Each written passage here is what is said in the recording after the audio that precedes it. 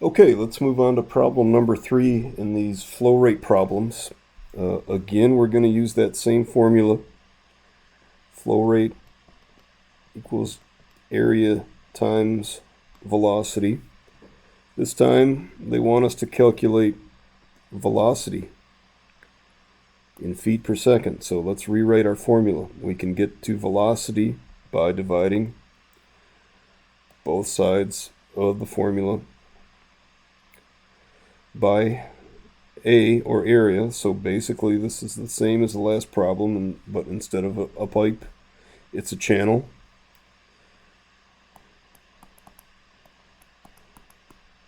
And instead of gallons per day, they're giving us gallons per minute, but we're going to have to do the same conversions.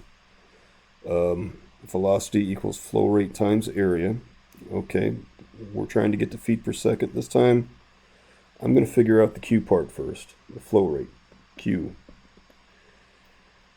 And I want to convert it into cubic feet per second.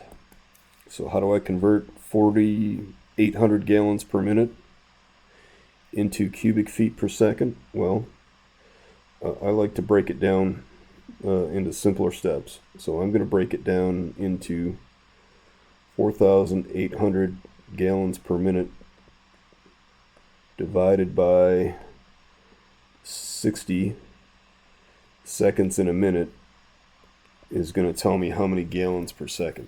So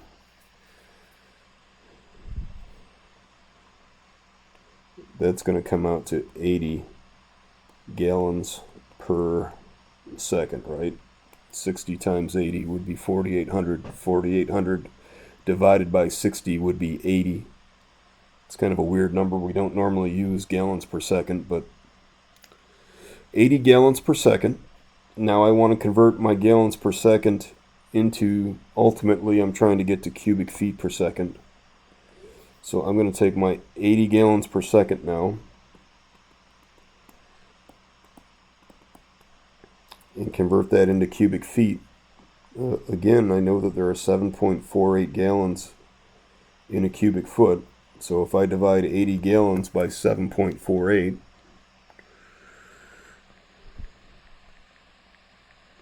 I'm left with 10.7 cubic feet. And if it was 80 gallons per second, then I'm left with 10.7 cubic feet per second. So I've got the Q part, flow rate, I've got that. Flow rate equals 10.7 cubic feet per second. All right, the second part of the formula I need is A, or area. Well, I'm given the dimensions of the channel, right? 2.5 feet wide, 18 inches deep. Now this problem is not written particularly well because it tells you the channel is 18 inches deep, but it doesn't tell you how deep the water is, so we have to assume that the water is also 18 inches deep. A lot of times when you see these story problems, it will tell you, for example, the channel is 24 inches deep and the water is flowing at a depth of 18 inches. Well, we don't really care how deep the channel is. We want to know how deep the water is flowing, because that's what we're worried about. So in this case, it doesn't tell us. So we have to use this 18 inches deep figure. So we're calculating an area. We have 2.5 feet wide. We're looking for an area in square feet. 18 inches is equivalent to 1.5 feet, right? 12 inches in a foot. So 2.5 times 1.5 feet is going to give me 3.75 square feet. So now I've got the area part. I've got Q equals 10.7 cubic feet per second. A equals 3.75 square feet. Now all I have to do is plug them into my rewritten formula. 10.75 cubic feet per second divided by 3.75 square feet. Whoops, 10.7. Don't know where that 5 came from. And then cubic feet divided by square feet is going to give us linear feet per second. And then it's simple division. 10.7 divided by 3.75 equals about 2.85 feet per second. So that's how we calculate the velocity.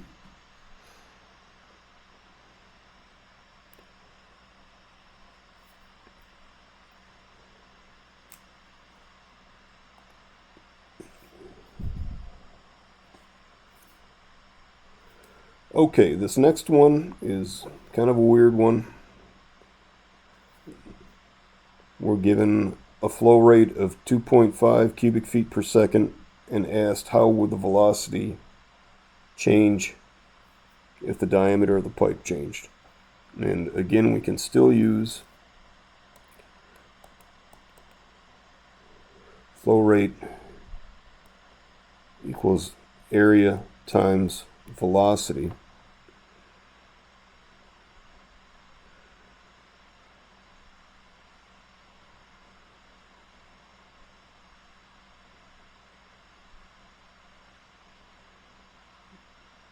And they're asking us to determine how is the velocity going to change if the area changes. Flow rate is going to remain constant. So flow rate remains constant. So if we were going to rewrite this equation, we're trying to calculate velocity. So velocity equals flow rate divided by area, right? So think of it that way. Velocity equals flow rate divided by area. So then the question becomes, if this number stays the same, if Q stays the same but A gets bigger or smaller, what happens to velocity? Well, we'll just plug in a couple generic numbers and think about it that way. Let's say our flow rate is 10, and theoretically our area is 8. 10 divided by 8 would be what? About 1.25. Now let's plug in, okay, remember our flow rate stays the same. What if our area gets smaller? 10 divided by 6 is 1.67. So went up. So the smaller the area gets, so in our question, the smaller the diameter of the pipe gets, the higher the velocity. So that should make intuitive sense, but if you see a problem like that, I would say write the formula out, and then you can just plug some numbers in there and do a quick math problem to help you visualize it. Okay, this last one, again, it's flow rate equals area times velocity. This is the same formula we've been using, trying to calculate velocity. So we're going to rewrite the formula as velocity equals flow rate divided by area.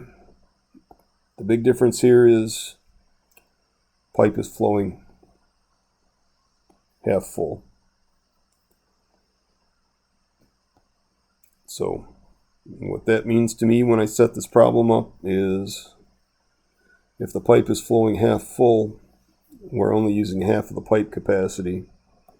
The easiest thing for me to do when I plug these numbers into my formula is cut the 24-inch diameter of this combined sewer pipe in half. So again, flow rate 180 gallons per minute. Typically when we're calculating velocity, even though it doesn't state it explicitly in this problem, we want to calculate feet per second, which means I have to convert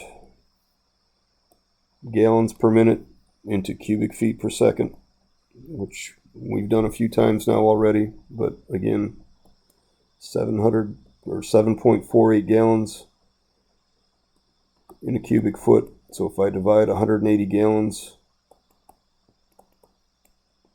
by 7.48,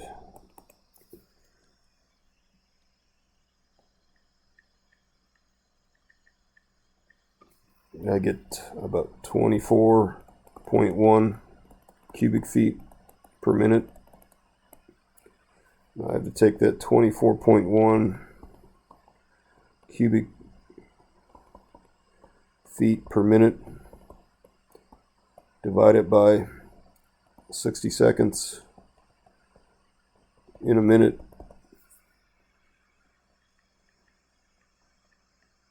to get to 0.40 cubic feet per second. That's my flow rate. So Q equals 0.40 cubic feet per second. Now, my 24-inch combined sewer is only half full, so I'm going to use 12 inches for my diameter, which means the radius is 6 inches, which means the radius, if I want to calculate the cross section of this pipe in feet,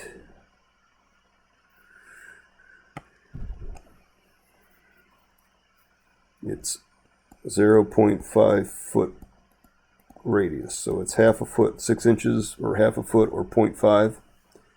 So pi, 3.14 times radius, 0.5 feet times radius, or radius squared, equals 0.5 times 0.5 times 3.14 is 0.785 square feet. That's my area. So now I've got all the components I need. Velocity equals Q, or 0.40 cubic feet per second, divided by 0.785 square feet.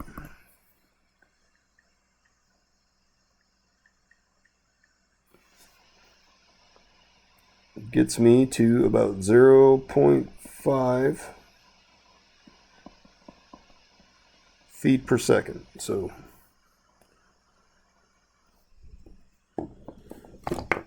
that is how you solve that problem, and that would be pretty slow for a combined sewer, so not great. All right, there you go. That's how to do the math.